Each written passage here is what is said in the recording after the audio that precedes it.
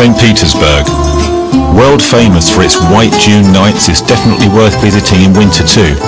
Then you can admire it in a glittering wintry array of ice and snow, chimneys breathing out into frost, and in the cold sunshine coloured palaces and beautifully decorated facades look out over splendid broad streets.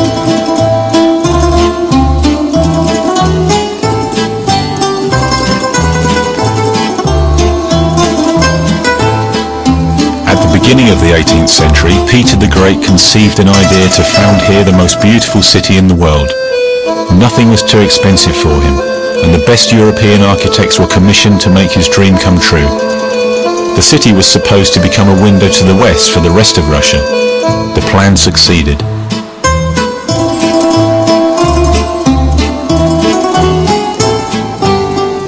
Today, this city of 5 million is an economic and cultural centre, and the secret capital of Russia, though the Muscovites don't like to hear that, of course. Local inhabitants call their city affectionately Peter.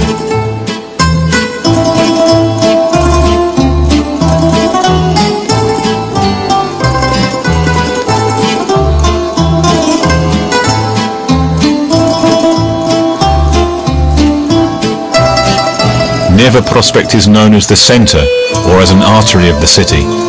Life here isn't any different from life in any other Western metropolis. Cars, people and chaos flow on its length of 4 kilometers.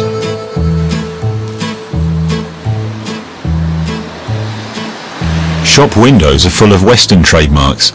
The lack of goods as during the communist era is gone. Nevertheless, only a small part of the population, the new Russians, can really afford the splendor of the new world.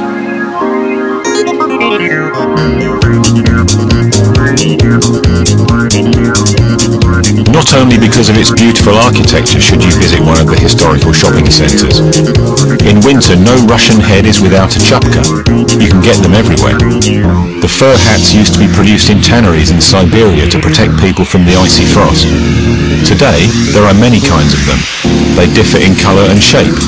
The style for men isn't behind modern trends, and people who buy them demonstrate their taste by choosing the right hat.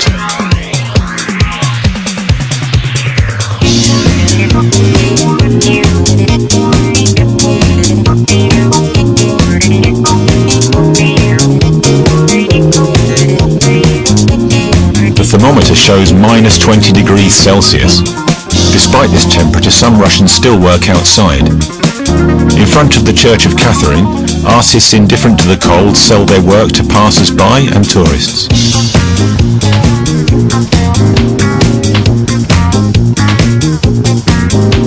Particularly tough painters not only praise their work in order to sell it, but they also paint new pictures. They seem to be oblivious of the freezing conditions.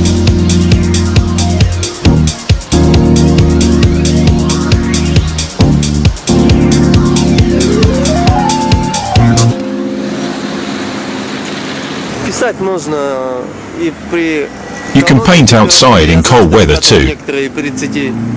I know people who paint in the street when it's minus 35 degrees to capture certain scenes. They put alcohol into their colours so that they don't freeze.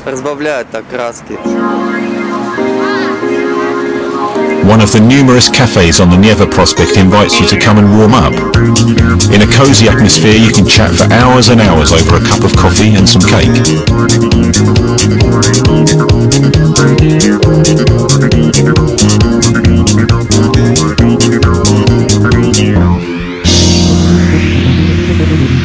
Particularly impressive is a trip to the working quarter of St. Petersburg. The world-famous writer Dostoevsky spent the last years of his life here. Today, his flat serves as a museum. One of the traditional Russian markets lies at the center of the setting of Dostoevsky's poignant work, Kusnechny Rynok. Today there is nothing left of the sad atmosphere, quite the contrary. Every day from 8 until 6, everybody is busy here trading. Next to southern fruit from all over the world, you can also find here pickled Russian specialities.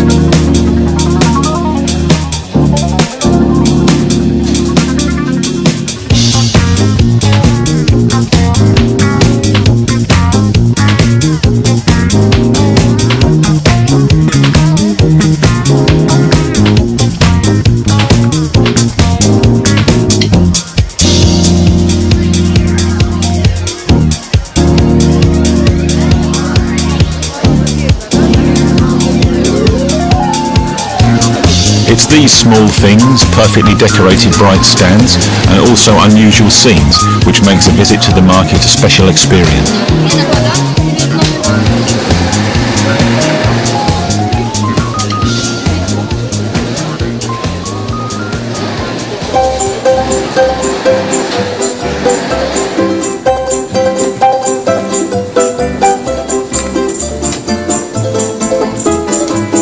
If you enjoy Russian hospitality, you can call yourself lucky. In the cold, dark season, people like to sit together with their friends and family until late. Of course, the Russian national drink, tea, is served. Also a lot of sweets, biscuits, jam and bubliki, typical Russian tea biscuits. Magically, the table is filled again and again with new delicacies. You will be more than full.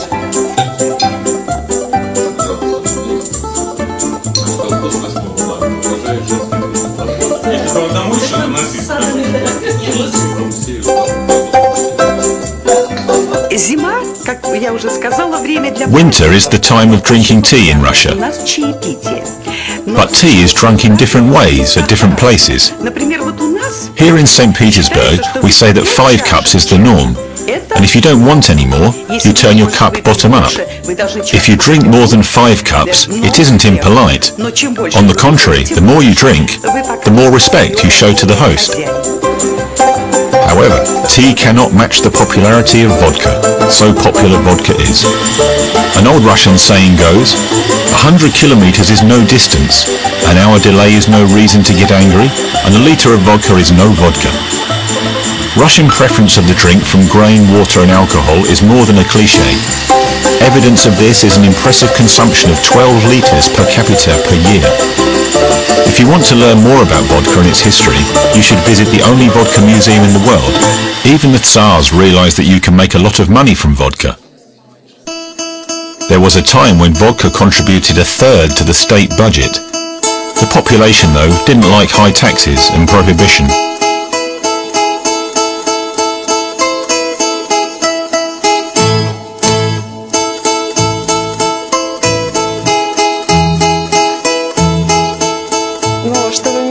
Natalia Gordieva is the head of public relations. You can always recognize how vodka is important for many Russians, when it is prohibited, that is. For example, under Gorbachev, alcoholism was fought, and many vodka bottles were destroyed, so that bottles wouldn't suffice for vodka production.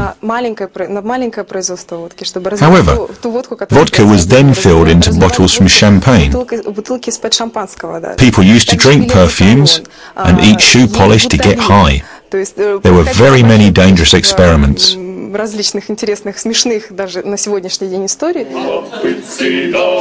Sad times are gone, and a night in a restaurant can get quite long with the offer of 20 kinds of vodka.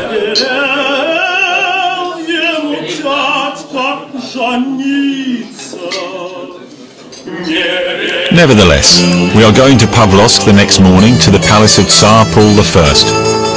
His mother, Catherine the Great, gave him the estate, a really generous present. Paul I liked to see himself as a powerful ruler. In fact, he was a coward who was afraid all his life to be assassinated. In the end, that proved to be his fate.